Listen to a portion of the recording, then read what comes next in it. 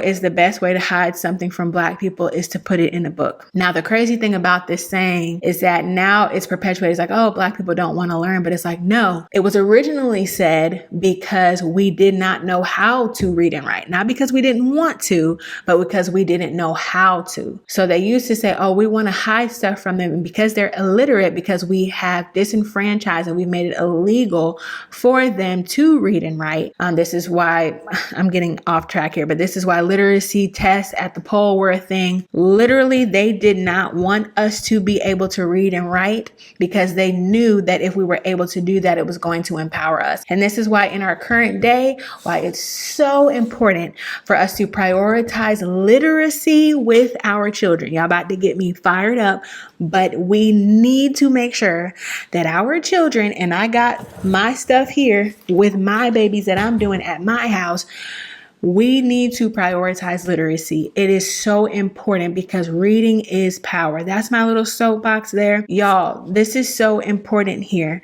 There was such a push, and there still is a push right now against education. That's why we see all of this banning of books, banning literature. There is a fight against literacy because an uneducated public is a public that is not going to push back against policies that are going to harm them. It's also, if you have an uneducated congregation come on, they're not going to be able to call out heresy. Clock it. We have to know how important it is to be literate, to be well informed, to be educated. We have to know our history. Our oppressors definitely know our history. They know how vile and disgusting slavery was. Some of y'all are still learning what happened to Nat Turner. Some of y'all are still learning what picnics were originally. Do your research.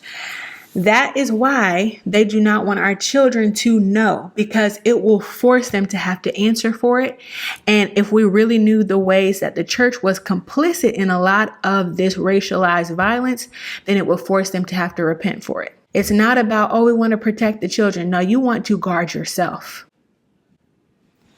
Let's be honest. You're trying to protect your own neck, boo. Stop trying to. It's not about the kids. It's not about the children. Because if we don't want our children to repeat the cycle of hate that has been perpetuated throughout history, we would be honest. But you don't really care about the future because you want the future to look like the past. Ain't that what y'all say? Make America great again? You want the future to look like the past. So why would you try to educate? I'm clocking y'all tea, and that's okay if you don't like it. You better get right.